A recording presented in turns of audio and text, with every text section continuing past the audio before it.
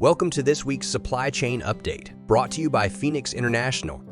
Let's take a look at this week's market conditions. Demand remains weak on the Trans-Pacific eastbound trade lane following the Lunar New Year, with rates expected to decline further before a slow recovery around weeks 9 and 10. Over on the Far East westbound trade lane, demand remains soft and further rate declines are anticipated. Meanwhile, transatlantic westbound demand has stayed stable throughout February, with some carriers introducing a peak season surcharge starting March 1st for shipments from North Europe to the US, Canada, and Mexico.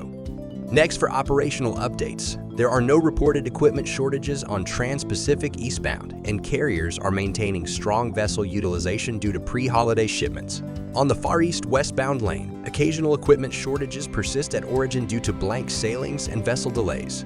For transatlantic westbound, recent carrier alliance changes and vessel redeployments, which caused temporary service disruptions, have now been fully implemented. These adjustments are expected to improve schedule reliability moving forward. Lastly, looking at capacity management, blank sailings planned before the Lunar New Year are now impacting Trans-Pacific eastbound capacity, but carriers are expected to accept overbookings in preparation for March as they anticipate further rate declines. The Far East westbound trade lane is also seeing tightened space availability due to pre-holiday blank sailings, with strong vessel utilization reported despite weaker overall demand. For transatlantic westbound, blank sailings have decreased across North and South Europe, stabilizing capacity levels and ensuring healthy space availability. Moving on to the news of this week. In response to the U.S. imposing 10% tariffs on all Chinese imports, China has introduced targeted tariffs on U.S. goods, including a 15% levy on coal and LNG and a 10% tariff on crude oil, farm equipment, and large engine sedans. Additionally, China has launched an anti-monopoly investigation into Google and placed 2 U.S. companies on a list for potential sanctions. These developments come ahead of scheduled discussions between U.S. and Chinese leadership, with potential implications for trade negotiations. The restructuring of carrier alliances has led to temporary shifts in Trans-Pacific capacity. The number of eastbound Trans-Pacific services has increased from 49 to 53 in February, but overall functional capacity is down 8% from January levels.